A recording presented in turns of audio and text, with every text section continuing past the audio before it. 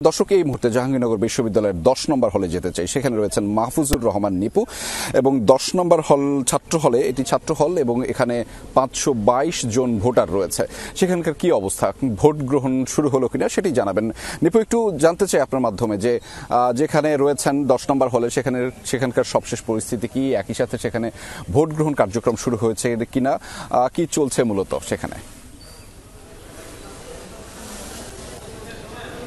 রেজা, আসলে 9টা বাজার ঠিক 5 মিনিট আগেই কিন্তু এই ভোট কেন্দ্রে ব্যালট এসেছে এবং নির্বাচনী যে সরঞ্জামগুলো সকালে আসার কথা সেটি কিন্তু এসে পৌঁছেছে। আমরা যেটা দেখেছি যে এখন যে চিত্র, কিছুক্ষণ আগে যারা প্রার্থী রয়েছেন বা প্রার্থীর সংশ্লিষ্ট যারা রয়েছেন তাদেরকে কিন্তু এখানকার রিটার্নিং অফিসার ডেকে যে বক্সগুলো ফাঁকা কিনা সেইগুলো কিন্তু তাদেরকে দেখিয়েছেন এবং দেখে সেগুলো কিন্তু সিলগালা করেছেন এবং অল্প কিছুক্ষণের মধ্যেই কিন্তু এখানকার যে ভোট গ্রহণ সেটি শুরু হবে। আপনি বলছিলেন যে 522 জন এখানকার ভোটার রয়েছে এই হলে এবং এখানে এই 522 জন ভোটারের জন্য কিন্তু 10টি বুথ তৈরি করেছে এবং 10টি বুথই কিন্তু প্রস্তুত রয়েছে এবং পুলিং এজেন্ট এবং রিটার্নিং কর্মকর্তা যেটা জানিয়েছেন আর অল্প কিছু সময়ের মধ্যেই এখানকার যে ভোট গ্রহণ কার্যক্রম সেটি শুরু হবে।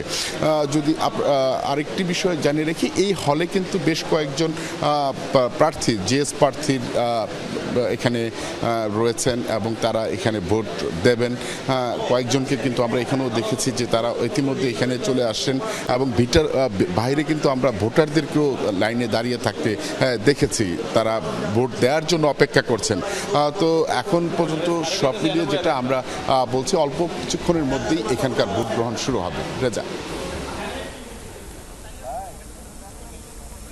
নিশ্চয়ই সেই খবর আপনার মাধ্যমে আমরা দর্শকদেরকে জানিয়ে দিতে পারবো। আপনারা সারাক্ষণই নিশ্চয়ই থাকবেন।